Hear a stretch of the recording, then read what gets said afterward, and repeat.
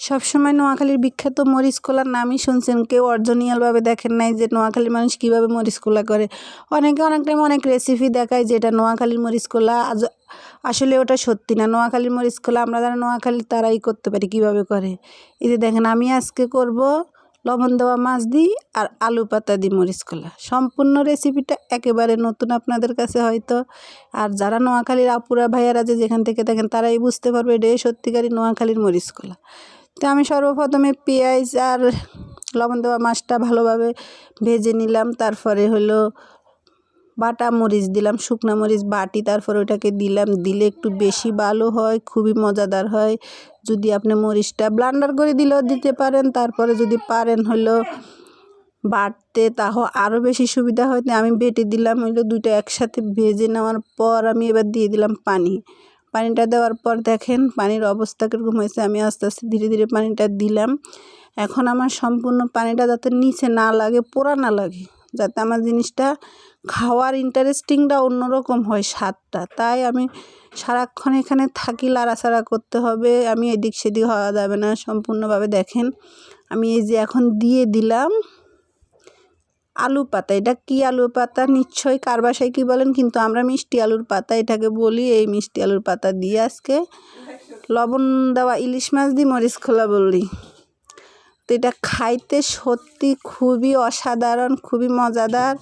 তো এই নোয়াখালীর আপু ভাইয়ারা যদি দেখেন তাহলে তারা বুঝবে এটা কতটা মজাদার হয়। আর অন্য দেশের মানুষ এটা নাও বুঝতে পারে, হয়তো অন্যকে বলতে পারেন বা কী বা কেমনি কী।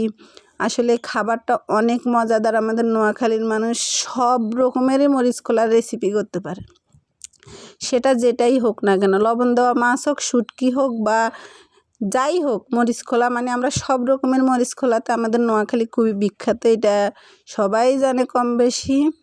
এইবার দেখেন আমার মরিচ খোলার আসল রূপ কেমন হইল। তো আপনাদের কাছে আমাদের মরিচ খোলাটা কেমন হইলো নিশ্চয়ই কমেন্ট বক্সে জানাবেন। তা সম্পূর্ণ রেসিপিটা হলো আমি গ্রামের বাড়িতে আসছি, ওখানে করা হয়েছে। আমার এটা খুবই, আলু শাকটা অনেক জনপ্রিয়, মানে আমার খুবই একটা পছন্দের শাক। এখন তো আলুর শাকের সিজন না, তারপর আমি কইছি যে খাবো, মানে এটার একটা সিজন আছে, তখন খুবই মজা হয়।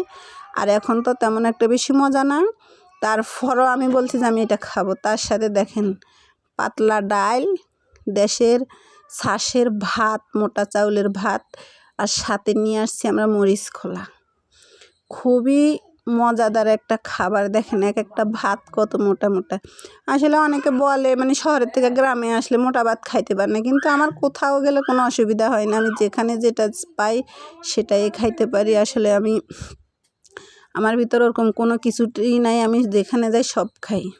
তো দেখেন এই যে আমার খাওয়ার রেসিপিটাও আমি আজকে আপনাদের সাথে শেয়ার করলাম। আলু পাতার মরিচ খোলা দিয়ে খাইতেছি ভাই।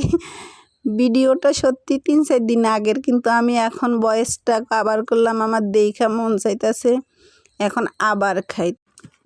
তো ভিডিওটা কেমন হয়েছে সবাই লাইক কমেন্ট করে যে যেখান থেকে দেখছেন জানাবেন। আল্লাহ হাফেজ।